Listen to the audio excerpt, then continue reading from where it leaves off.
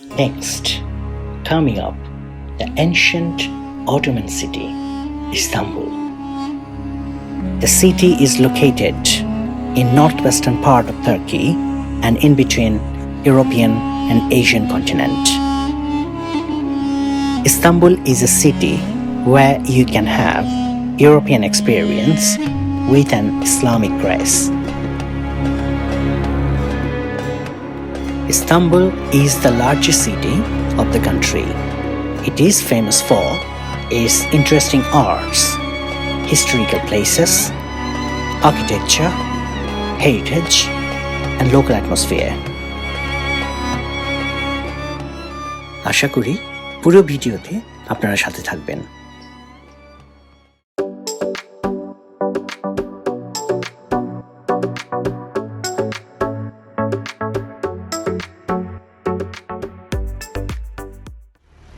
Hello, আসসালামু আলাইকুম, good morning, শুভ সকাল সবাইকে।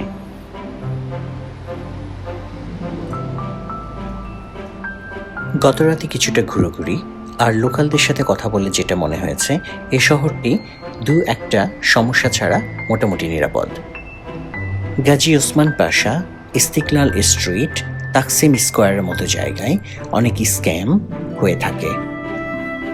ট্যুরিস্টদের সাথে যে ধরনের স্ক্যাম হয়ে থাকে তার মাঝে ট্যাক্সি ফেয়ার স্ক্যাম, কবলার বা মুচিদারা স্ক্যাম, পিক পকেটিং বা পকেট চুরি, ফেক ডলার বিজনেস অথবা কোনো প্রোডাক্টের অনেক বেশি চার্জ করা।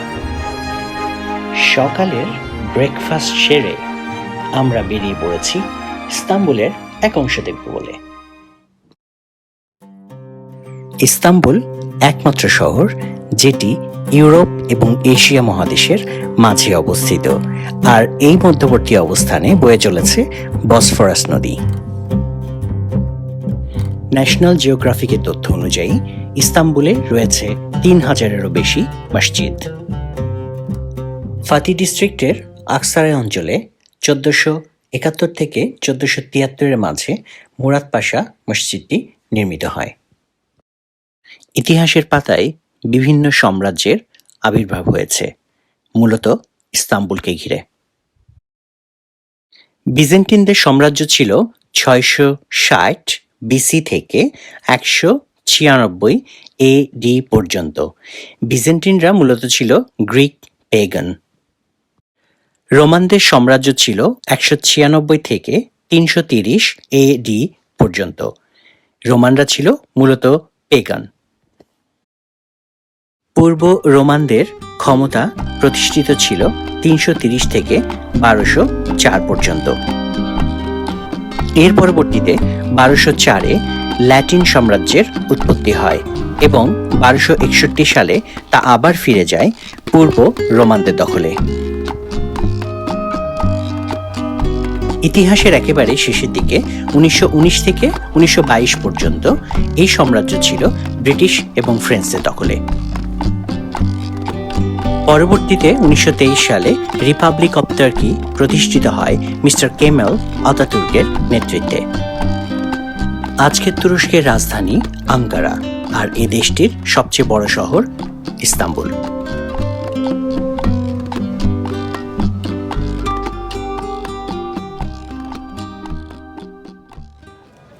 পৃথিবীর সব থেকে বড় ও সব থেকে পুরনো কাভার্ড মার্কেট দি গ্র্যান্ড বাজার, যেটি ইস্তাম্বুল শহরে অবস্থিত।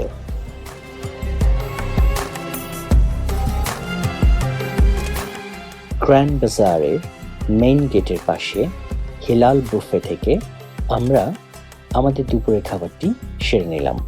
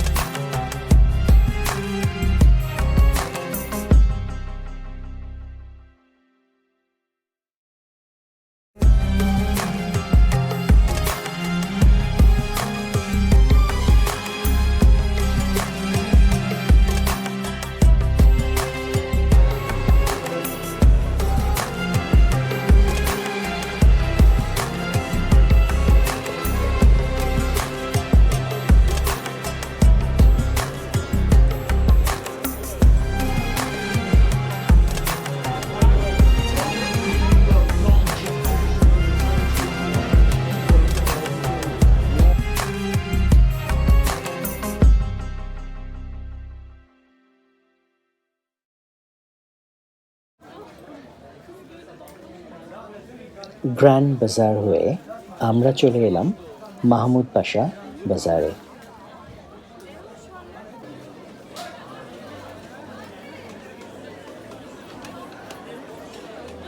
ইস্তাম্বুলে শপিংয়ের জন্য আপনাকে অবশ্যই অনেক বার্গেন করতে হবে।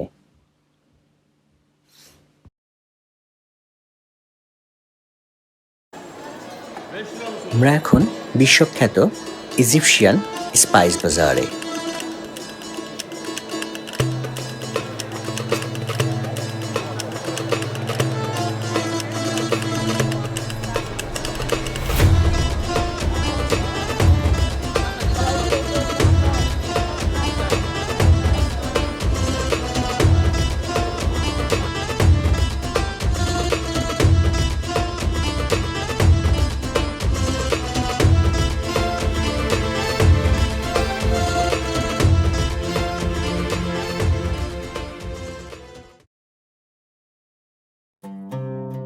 এ শহরে ধূমপায়ী বা স্মোকারের সংখ্যা অনেক বেশি এবং একেবারেই খোলাভাবে এরা ধূমপান করে থাকে, যা ইউকেতে কোনোভাবেই আমরা কল্পনা করতে পারি না। এখানকার চায়ের স্বাদ একেবারে অন্যরকম, অতুলনীয়, যার জন্য তার্কিশরা সারাক্ষণ সকাল থেকে রাত পর্যন্ত কোনো না কোনো অজুহাতে চা পান করে থাকে। চায়ের পর্ব সেরে আমরা উঁচু নিচু পাথুরে পথ ধরে হেঁটে চললাম সুলেমানিয়ে মস্ক দেখব বলে।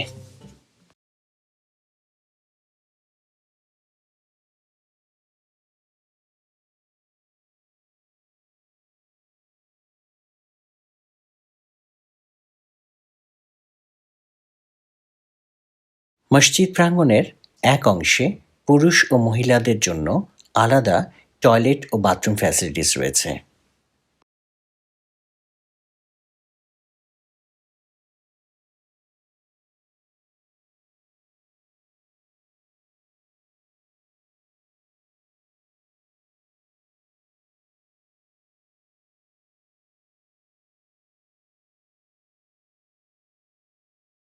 মসজিদ প্রাঙ্গণে দেখা মিলবে পৃথিবীর বিভিন্ন দেশ থেকে আসা বিভিন্ন ধর্মের ট্যুরিস্টদের সমাগম।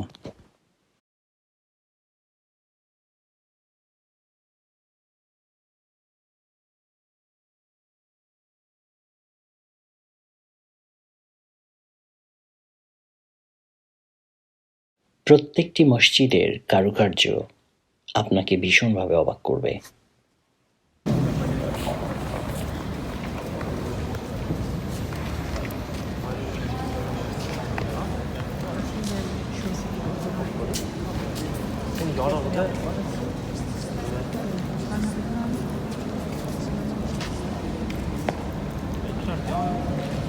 সুলেমানিয়ে বা সুলেমানি মসজিদটি অবস্থিত ইস্তাম্বুল শহরে। এটি নির্মিত হয়েছিল 1557 সালে, যা তৈরি করতে সময় লেগেছে প্রায় 8 বছর।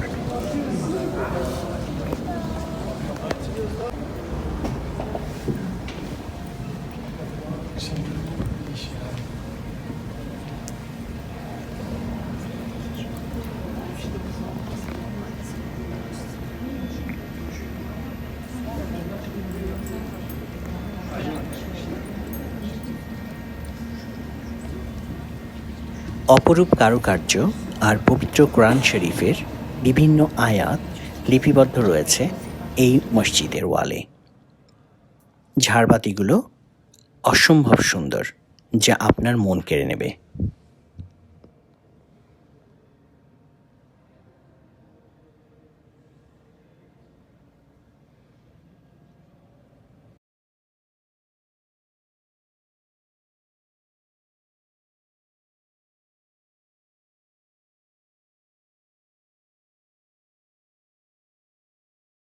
সুলেমানিয়ে মসজিদে নামাজ পড়ার যে অনুভূতি, তা ভাষায় প্রকাশ করা যাবে না।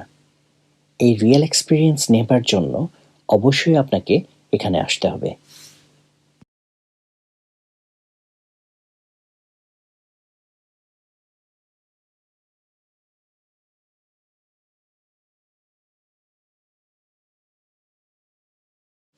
মসজিদের এই সুমধুর আজান আপনাকে এক অন্যরকম অনুভূতি দেবে।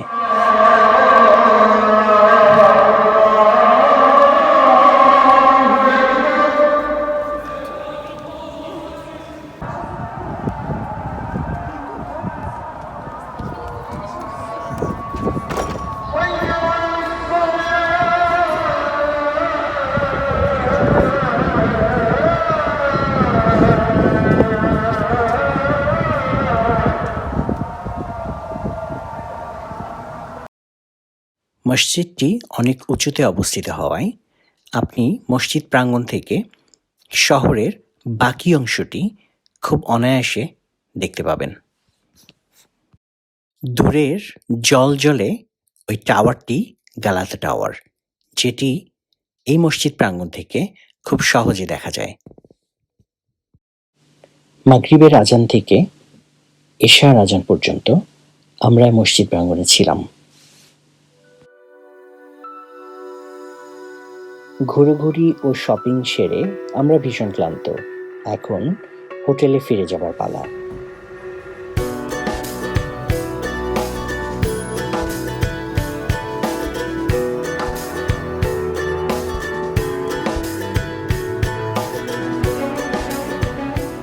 এ শহরে বেশিরভাগ ট্যাক্সি ড্রাইভারগুলো আপনাকে লম্বা সময় নিয়ে গন্তব্যস্থলে পৌঁছে দেবে, যেন তারা এক্সট্রা ফেয়ার চার্জ করতে পারে।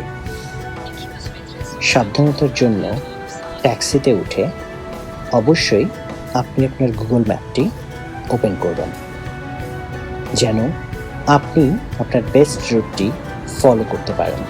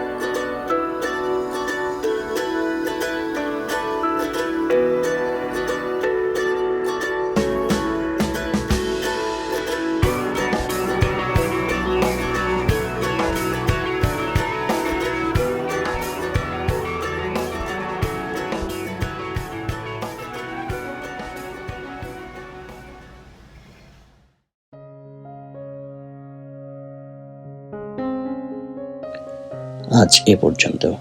ভালো থাকবেন সবাই।